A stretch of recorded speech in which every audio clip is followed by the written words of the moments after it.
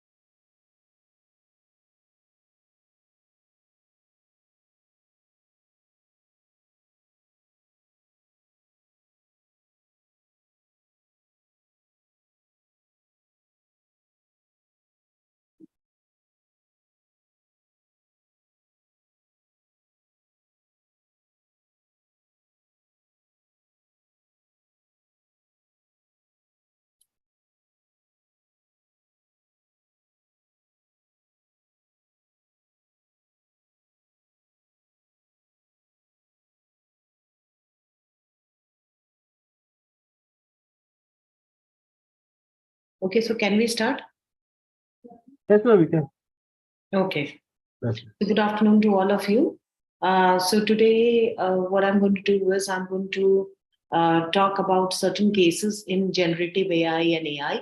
So I tried to collect certain cases from Harvard Business Review, Forbes, and also from some other sites and some company example that how they are using and generative AI. Because I've taken a lot of session on generative AI where we have learned about how we can generative AI can convert text into text or text to video, text to audio.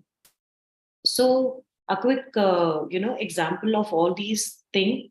And today the session will be called as the productivity with AI. So how the generative, especially the generative AI, is creating a kind of productivity, environment or enhancing the productivity for the corporates or for the company or for the businesses.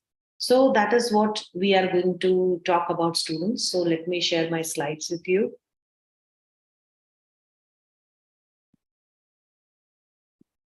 Okay, just give me this.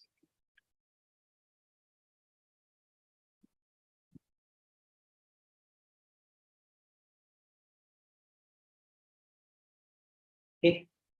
Can you all see the slide? Okay. So the name of the session is called Productivity with AI. And my session will have more focus on the generative AI. So I was doing actually a research, and I'm writing a paper for one conference in Bangalore, which is going to happen in December. Even if you people want, you can come and ahead and participate in the one of the workshop. And in that one of the workshop, I'm doing it with one of my colleague over there. So this will be on generative AI. So basically, and I'm also presenting a paper. So I was doing a research. I thought I'll do little more and try to find out that how the productivity can be enhanced with the help of generative AI. Because from the time the generative AI, especially the people know generative AI as Chat GPT or Bard or anything like that, people started actually having a very wrong of lot of misconception about this. They started feeling that it is totally unethical. Other people work are being infringed without it having any kind of a copyright issue. All those kinds of stuff is coming. But why did we develop this? We have already discussed in many sessions that we have developed this just for the sake or benefit of the human being, because there are a lot of time where and there are a lot of time in the organization, or there are a lot of work in the organization, in fact, where we have to use generative AI to enhance our productivity, especially in the creative jobs. And it takes human being to spend days and days, hours and hours together and brainstorm and come out with something which may not be so good. So you work hard and come out with, let's say, an advertisement campaign, and you present it in front of the client, and the client doesn't like it. Or maybe the client like it and you run it, the customer doesn't like it. So how do you make sure that whatever you are thinking uh, is enhanced with the help of generative AI, and it helps you, instead of it is just giving you certain things, it is trying to help you. So this misconception has to be removed, and this is how we are going to learn that how companies are using the generative AI in what manner. So AI, which can be applied to normally automate any system. Normally, when we think about AI, we think about automation, and also the automation also help us in achieving more productivity, more results, and a significant change in the technology sector. So just if you see from your cell phone, over time we didn't have even cell phone. The landline phone was a very big thing in our time. So now if we have a cell phone to diagnosis of disease, everywhere in every field AI is used. So AI, how it can enhance and offer high performance, and how it can enhance the quality of the work you are doing. That is what is the topic of the session today. So AI systems are very sufficiently effective to minimize human effort in different fields. So many of them uses artificial intelligence to build computer programs that perform various activities. So applications of AI is well known to everybody. Even you also know, a lot of people, a lot of trainers have already told you, you might have known about it. So you also know that AI work is to basically get the job done quicker with accurate and quality outcome. So the key motive behind AI is error-free and productive function. So how does it enhance a productive? That's the reason many industries. So we'll see today in the session that some examples, some cases of how industry is using AI technology to minimize the human efforts and also to enhance the productivity and a better performance.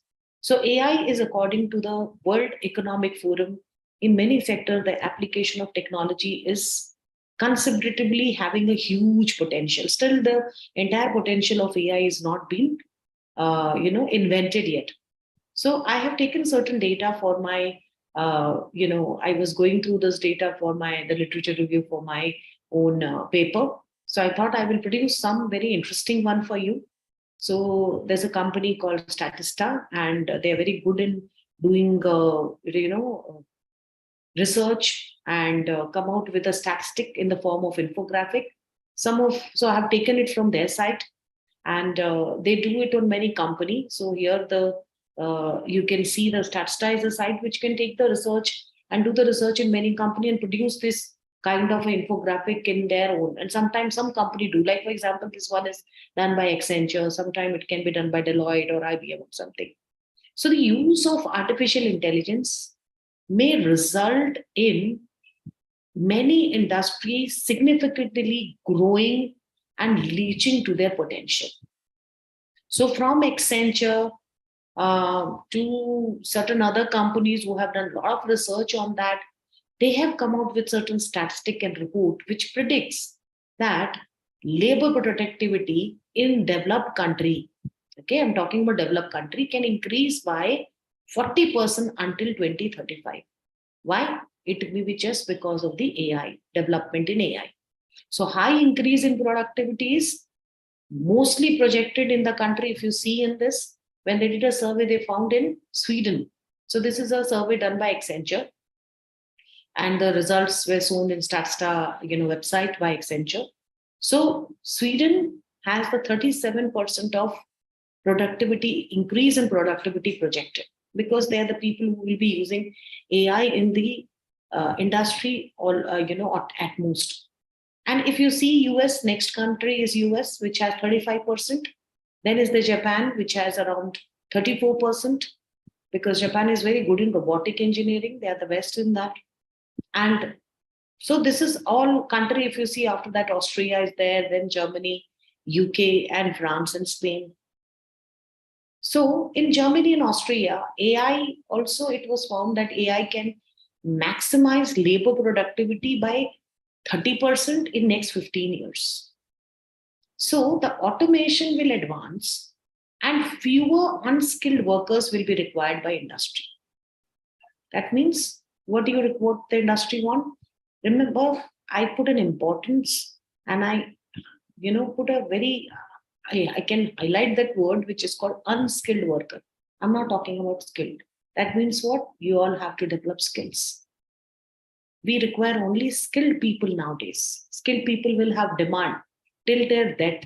They can work. Today also we had one, meeting in the university level. At that, we had certain, senior people who are with the university for more than now 40 or 50 years, and they have crossed 65 years. And the UGC norm or any industry norm has said after 60 you can't work. And after 65, these people work till 65. Now they voluntarily wanted to retire. And the university doesn't, even a company will, they're all critical assets. They're all skilled. One of the professor I knew personally, and I met him, he just came to meet us. Today we had a puja in the university head office. And he came to meet us, and he is around going to be 70. And he is one of the best in the industry when it comes to HR analytics.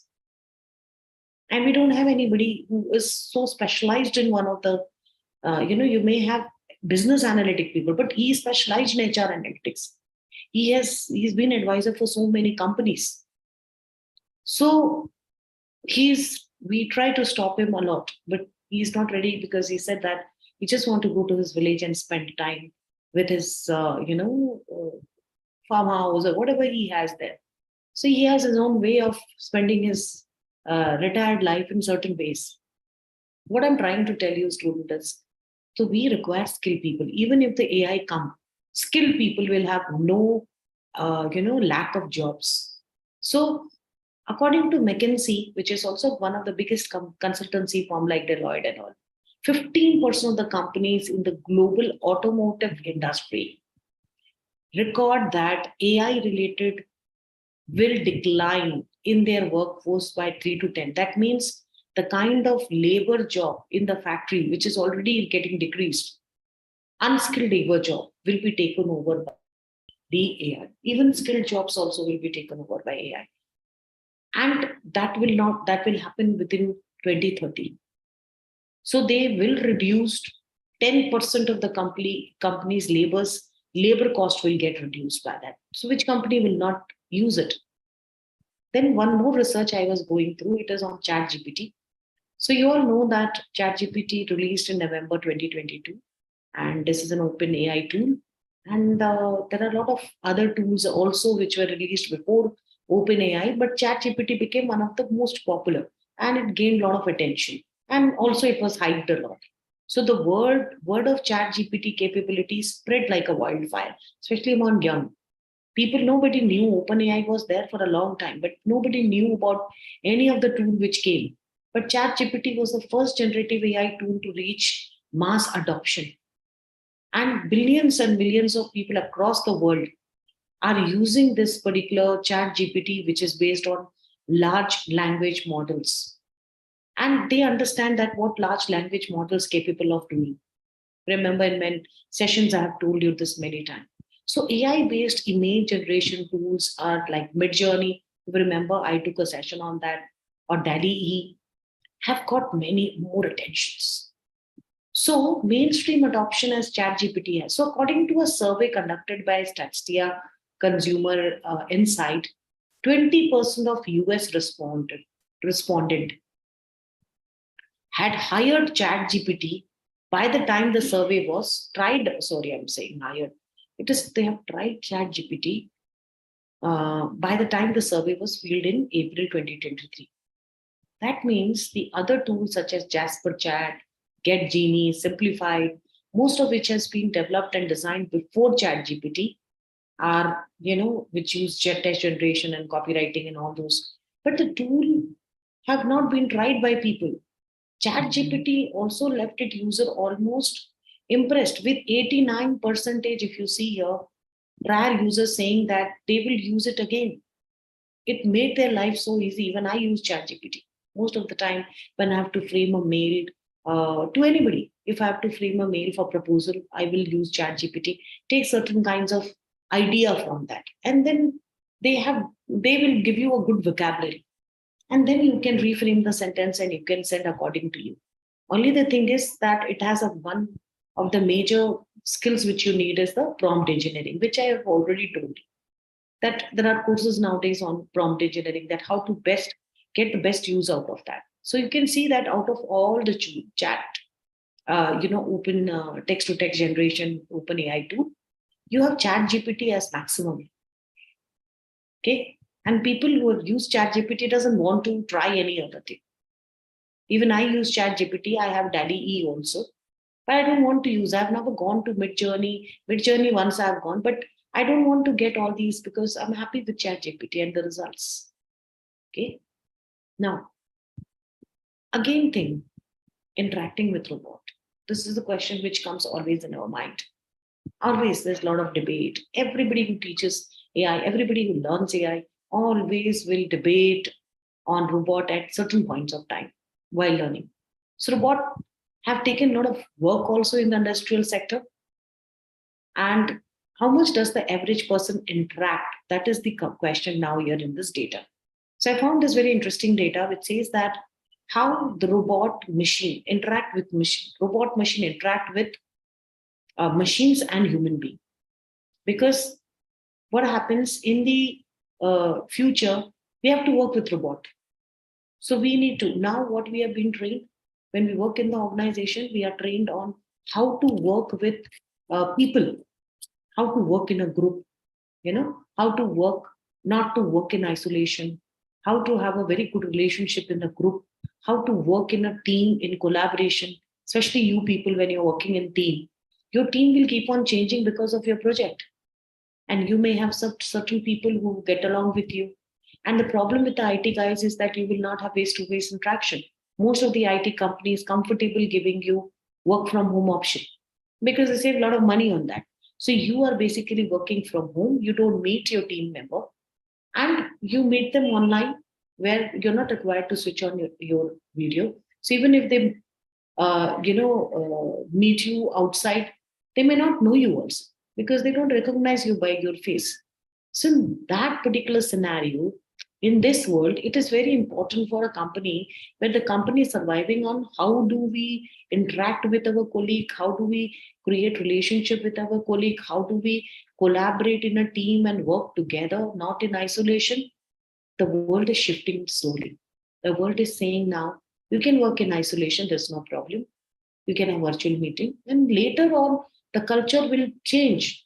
How do you work with robot? And your competition will be with robots. And can you compete? So there was a data which was from the Statista Consumer Insight. It has shown that around 25 to 30% of people in several developed nations are owners of smart home appliances, including India. So many of them are using robo advising, AI-based services for advice investment. For example, in many of the investment app or demat app, also you may have robo advising. Soon I was reading somewhere long time back, I think 2 3 months back, that Chirota is also have developed the robo advising AI-based services, which will take the decision regarding investment based on algorithm. So when you compare countries, so urban China responded were more likely than United States, if you see here. Germany, then South Korea, if you see, to interact with the household robots or robo advisor, if you see. So 44% of Chinese had experience with robo advisors.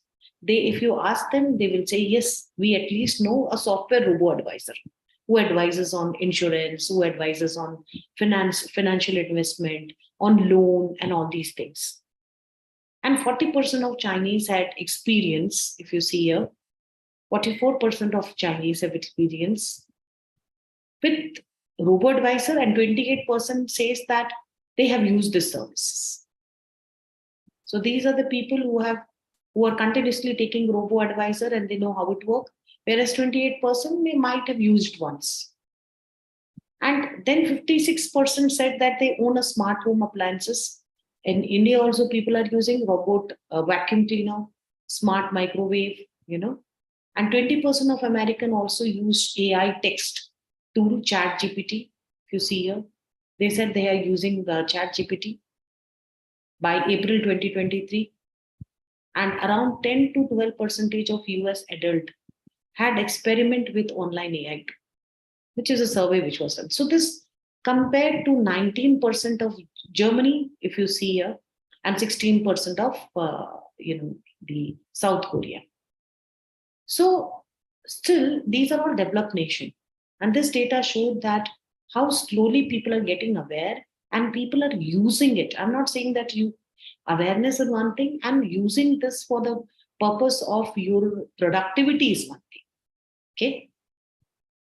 So let us also understand now what are the 7 AI tools which you can use as an open source available online to help in your productivity.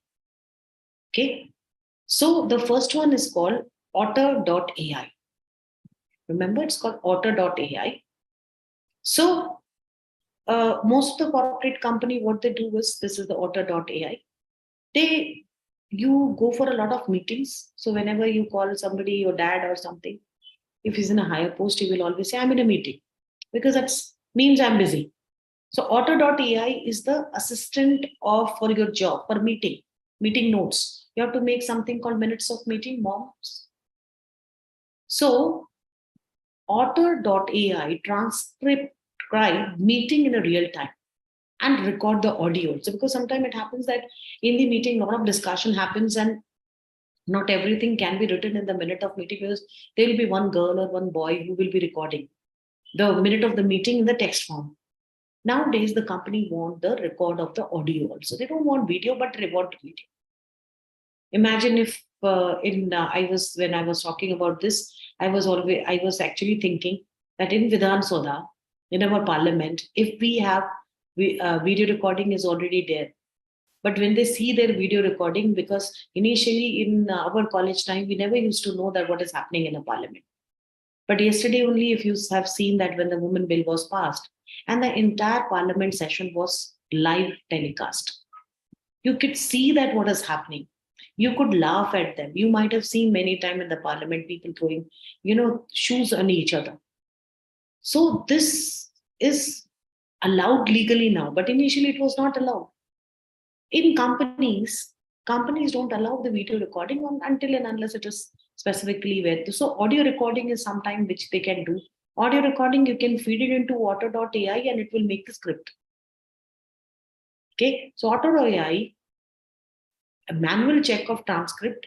So what it does is you can just record audio recording, put it into the order AI, Otter.ai, and it will do it. So it is a free basic service. Free basic service means that it's a business company, so they want to make money. So they limit your access to 600 minutes in a month.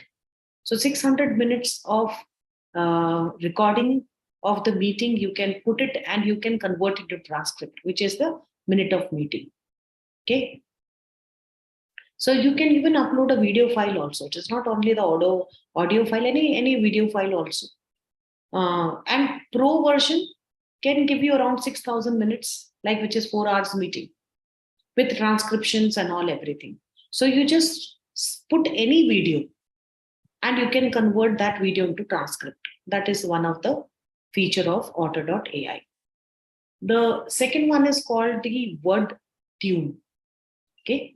So this is also widely used now by the companies. This is to make your email or social media post more creative.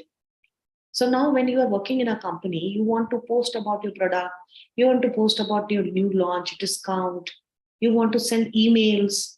So word tune can give you a suggestion how to make your sentence pop, and also how you can make it more engaging. So word tune is very useful for supplying alternative to your creative spirits. So you have certain ideas, you can just tone your idea in a way by just framing it into emails or a creative post in terms of word tune. So free account will give you around 10 rewrites a day, 10 rewrites you can do. You just put your idea into whatever word you have, slogan or whatever you are thinking, and it will change into a beautiful line or a beautiful hashtag or something like that. So it works on Gmail, Google Doc, LinkedIn, Facebook, Twitter, WhatsApp, Outlook, and other application. The next one is very important, which is called Magic Eraser. As the name says, Magic Eraser magically erases unwanted object in your picture. For example, in your picture, you try to capture your family picture and you've gone abroad or maybe vacation and somebody in the back has come. You want to erase that. You can edit that unlimited time of images at a very low resolution, improve the resolution, and you can download those pictures.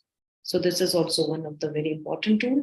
And this is one of my favorite because this is what the teachers and students may use, which is called copy.ai. It's a it's like ChatGPT, but it's better than ChatGPT. Copy.ai is a content generator used by teams from companies such as Microsoft, eBay, and Nestle. And with a few keyword, that means whatever you're putting in a prompt and a title, AI-driven services can generate a blog writing for you. It can generate a full blog for you, social media post, case studies, video scripts, and even dating profile, other type of contents, anything which you want. So you can choose a professional, a friendly, or empathetic. Like a lot of when you go there, you will have a lot of categories that you want to write a friendly mail, friendly post, persuasive for client pitch or negotiation, or it is an empathy for somebody who's applying for a leave and is not well, but how do you empathetically refuse it?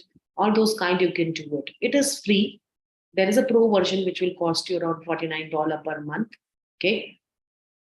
So I tried to write one article and it was very well appreciated. I posted on LinkedIn. So how AI is transforming finance. Okay. Then the fifth one is called Synthesia. Now, what Synthesia does?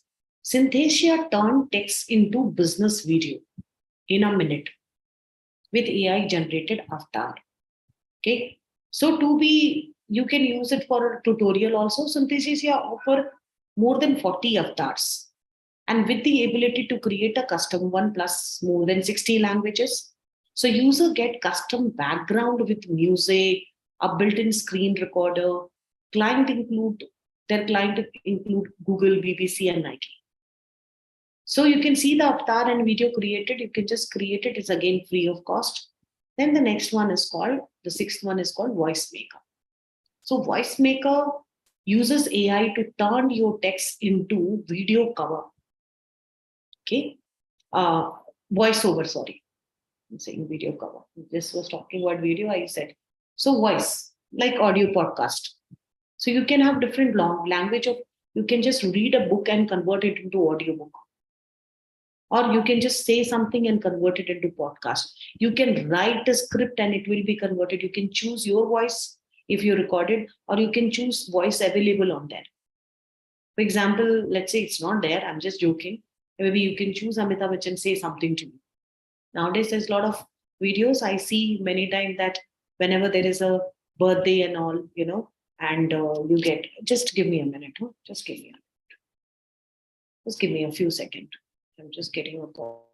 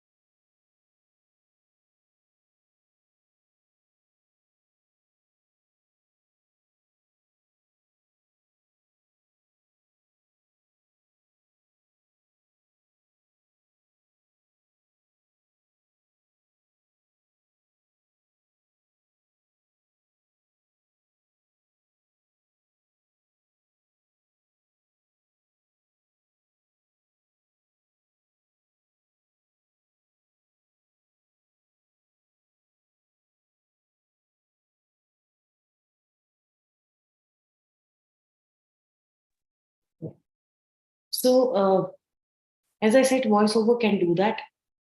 It's a free account. It will convert 250 characters. You can just write anything here. Like I'm showing you, you can write a text and you can select a voice. Okay. And you can convert into 750 type of voices are available. You can pick and check, test it, and you can use that. Then Pictory can turn article into videos, video presentation, or a script into video. It also can add subtitle automatically, create video highlights. So, there was one example which I'm going to show you. And this example is how AI has helped NASA James Webb Telescope map the star world. So we are going to go to that now. Before that, let us see this video.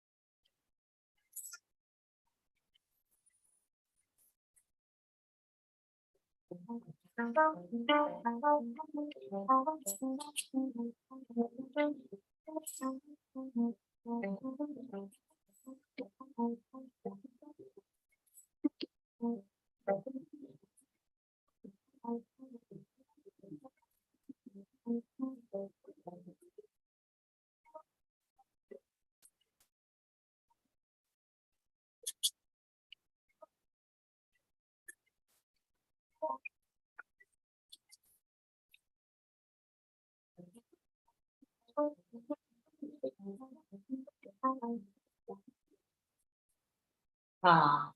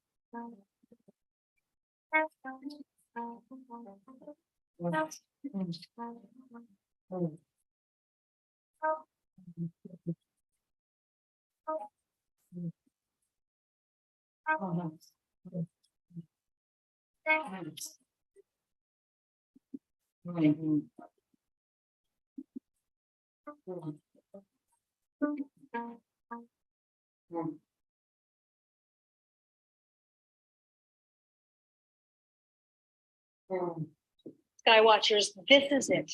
This is the day we get the first science images back from the James Webb Space Telescope. And you've got a front row seat to the cosmos.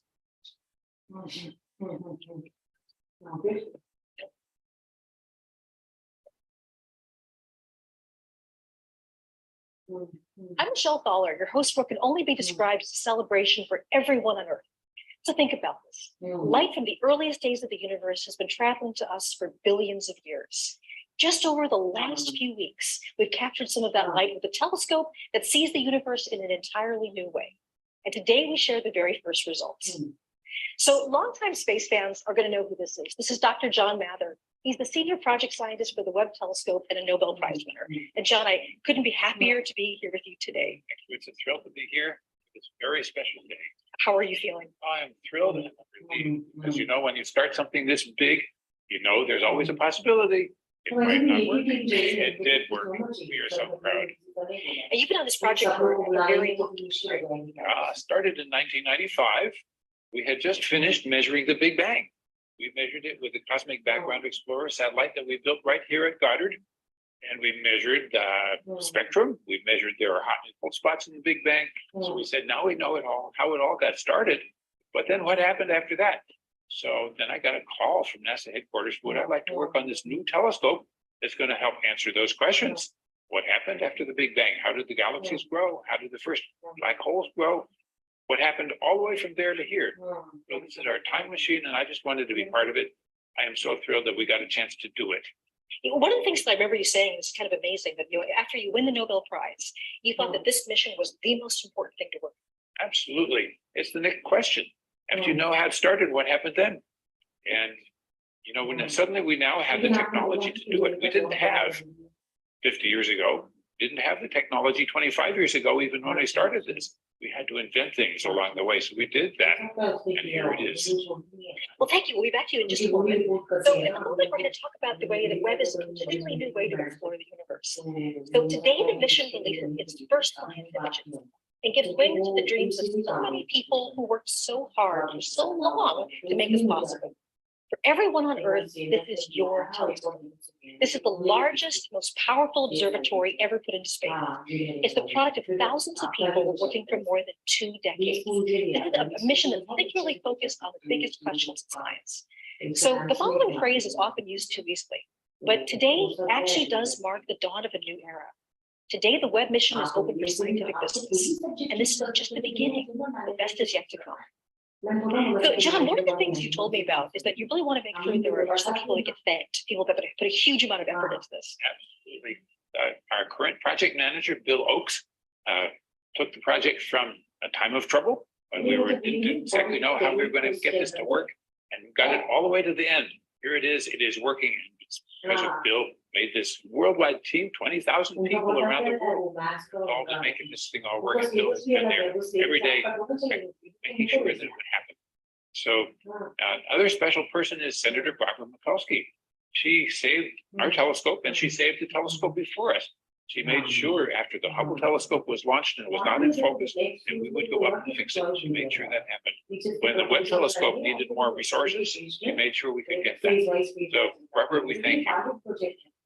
Well, it's such an honor to be working with you. I mean, it's been a pleasure to be working with you through this whole thing. Thank you so much. Congratulations, and go Webb. So this broadcast, much like every part of this mission, is a partnership. On our journey to explore distant places in space, we've been joined by intrepid travelers from around the globe. We have so many extraordinary collaborators. So let's check in with our partners. We'll be sharing the stage with us today as we reveal Webb's 5 first science images. From the European Space Agency, I'm joined by Katie Haswell in Darmstadt, Germany. Katie.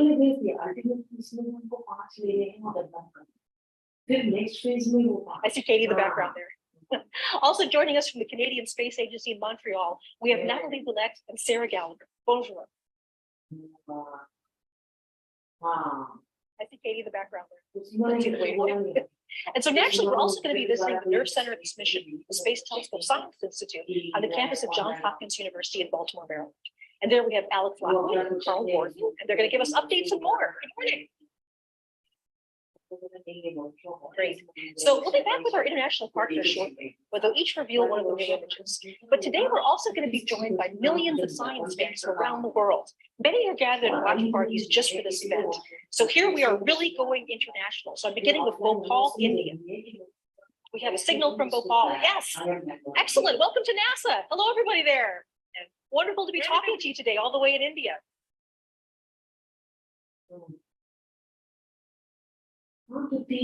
Back to the later. Yes.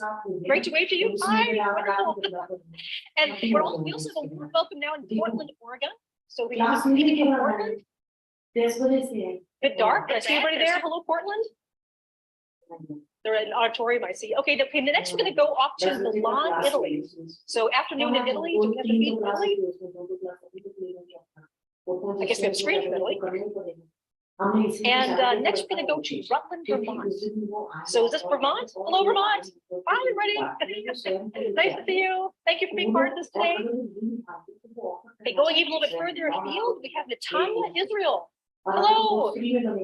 Hello, Israel. Yay. Really nice to see you guys. Okay, just one more for now. I see people like think everybody hugs. Okay, we also have Vancouver, Canada. Hey, Vancouver. Hi. All right. Wonderful. Wonderful to have all these people with you. So right across from the campus from me, there's also a huge watch party taking place with members of the Webb team. So the wonderful thing is that they actually are people that have worked on the mission, and they are part of our NASA funny. Okay, sorry for that. Hello. Hello, Webb So team. this is a long video, which you can see its entire thing, where it has discussed that how these NASA, so this is a very good one where it has shown that the NASA James Webb Space Telescope, which basically tried to create an image of galaxies. And around $10 billion telescopes, which is a very complex and powerful space technology. And yeah. Ma'am, no one is there in class. Nobody. Friends are out, sir. Yes, ma'am. They all left. Yes, ma'am. Why? I don't know, ma'am. Then I should stop. Yes, ma'am. What's the point now? Because who are there? Let me see. Shweta Chowk from your side. Okay, then you tell your director, okay, about this. Yes, ma'am. Because next time you see to it that they should be there. Because what happens, we have put so much of efforts to bring so many things for them. And if they don't attend, what is the point of having these kinds of session then? And we're also working, we take out time to basically give them this input. And it's very insulting, actually. It's not good. And today, actually, I thought till 4 o'clock, I will do the entire session. So many case studies I bought. So much of effort I have put. So you just give my feedback to your director that it's not good. The students, if they are not ready to take these sessions and all, their college need to take a call on that. Yes, ma'am. I will Right? inform. Or otherwise, you can reduce from 2 hours to 1 hour to do something about it, because the students need to be there. As such, they don't respond with Yes, the sir. Yes, ma'am. but at least they're there. No, that much respect they are maintaining. If they're not able to maintain any respect for these expert people who are coming, forget about me. I'm basically a teacher. Then I'm something else. But then I know what is the kind of a psychology a student has. But when you put efforts, and you take a lot of care that how to create content and what to present in front of students and all, so that it become interesting, and they don't attend, then you feel bad about it, right? Yes, sir. I had specially put off all my work today, everything, meeting, all everywhere, everything tomorrow, just for that. Last time I could not take the entire session. I will take the entire session till 4 o'clock and do justice. Very good. But they ran away. Please give this feedback to the Yes, ma'am. college. Okay. Sorry for that, ma'am.